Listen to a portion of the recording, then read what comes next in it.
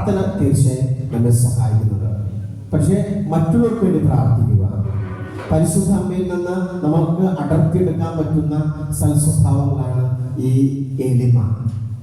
നമ്മൾ എളിമയിൽ വളരുക എന്ന് പറഞ്ഞാൽ പ്രയാസം നിറഞ്ഞ ഒന്നാണ് എളിമയിൽ വളരുക എന്ന് പറഞ്ഞത്. പക്ഷേ ദൈവത്തിന്റെ കൃപ ഉണ്ടെങ്കിൽ മാത്രമേ പരിശുദ്ധ അമ്മ ദൈവത്തിൽ നിന്ന് കൃപ സ്വീകരിച്ചു. അതാണ് ഈ ഗബ്രിയേൽ മാലാഖ അഭിസംബോധിച്ച നന്മ നിറഞ്ഞവളെ നിനക്ക് സ്വസ്തി. അപ്പൊ ദൈവത്തിന്റെ കൃപ സ്വീകരിച്ചവളെ എന്നാണ് അതിന്റെ അർത്ഥം. ഗ്രീക്ക് പദം കാരിസ്, ഗ്രാസ്യ, ഇറ്റാലിയനിൽ പറയാം ഗ്രാസ്യ. ദൈവത്തിന്റെ അനുഗ്രഹം നിറഞ്ഞവളാണ് പരിശുദ്ധ അമ്മ. ഈ പരിശുദ്ധ അമ്മയെ കണ്ടപ്പോൾ തന്നെ ഈ എലിസബത്ത് അമ്മയുടെ ഉദരത്തിലെ കുഞ്ഞ് തുള്ളി സന്തോഷത്താൽ തുള്ളി ചാടി എന്ന സുവിശേഷകൻ രേഖപ്പെടുത്തുന്നുണ്ട്. അതിന്റെ അർത്ഥം എന്താണ്?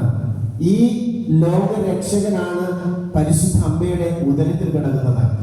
അപ്പോൾ ഈ ലോകരക്ഷകന വഴിയൊരുക്കാൻ വരുന്ന സ്നാപകയോഗന എലിസബത്ത് അമ്മയുടെ ഉദരത്തിലുമുണ്ട്. രണ്ടുപേരുടെ കൂടിക്കാഴ്ചയാണ് ആദ്യത്തെ കൂടിക്കാഴ്ച. വഴിയൊരുക്കാൻ വരുന്ന ഒരു സ്നാപകയോഗനാണ് സ്നാപകയോഗന, ഒപ്പം യേശുനാഥൻ ലോകരക്ഷകൻ.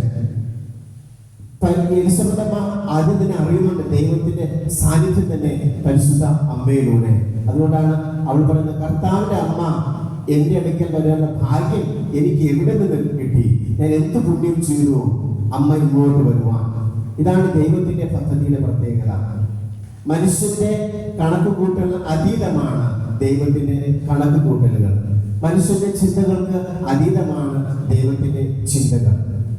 ഇന്ന് മാറി വരുന്ന ആധുനിക ലോകത്തിൽ വരുന്ന, അതായത് മാഞ്ഞു പോകുന്ന സ്വഭാവങ്ങളാണ് ഇന്ന് പരിശുദ്ധമായി നമുക്ക് കാണുക. അപ്പോൾ ഈ യേശുനാഥന്റെ ജനനത്തിനായി നമ്മൾ ഒരുങ്ങുമ്പോൾ തീർച്ചയായും നമ്മൾ ഒത്തിരി രീതിയിൽ ഒരുങ്ങിയിട്ടുണ്ട്. വീടുകളൊക്കെ നമുക്ക് ആശ്രയിച്ചു കൊടുത്തിട്ടുണ്ട്, സാധനം മേടിക്കാൻ, ആഘോഷിക്കാനൊക്കെ. പിന്നെ നമ്മൾ തന്നെ ഷോപ്പിംഗ് ഒക്കെ നടത്തിയിട്ടുണ്ട്, നല്ല ഡ്രസ്സൊക്കെ മേടിച്ചിട്ടുണ്ട്. പക്ഷെ ആത്മീയമായ ഒരുക്കമാണ് യേശുനാഥൻ നോക്കുന്നതും ഈ നമ്മുടെ ഹൃദയം ശുദ്ധമാണോ? അപ്പൊ ഹൃദയത്തെ ശുദ്ധീകരിക്കുവാൻ, യേശുനാഥൻ സ്വീകരിക്കുവാൻ ഉള്ള പുൽക്കൂട് നമ്മുടെ ഹൃദയത്തിലാണ് നമ്മൾ ഒരുക്കേണ്ടത്. അതിനാണ് നമ്മളെ സഹായിക്കുന്ന ഒരു കൂദാശയാണ്. ഏത് കൂദാശ? കുമ്പസാരം. കുമ്പസാരം എന്ന കൂദാശ നമുക്ക് ഇല്ലാതെ പോയ, അല്ലെങ്കിൽ നമ്മൾ കൈമോശം പോയ ആ നല്ലൊരു ജീവിതത്തെ തിരിഞ്ഞെടുക്കുവാൻ, അല്ലെ തിരികെ കൊണ്ടുവരുവാൻ, ഈ ഭൂതപുത്രനെ പോലെ എഴുന്നേറ്റ് പാപ അവസ്ഥയിൽ നിന്ന് എഴുന്നേറ്റ് ദൈവത്തിലേക്ക് തിരികെ പോകുവാനുള്ള ഒരു അവസരം കൂടി നമുക്ക് തിരുസഭ നൽകുന്നുണ്ട്.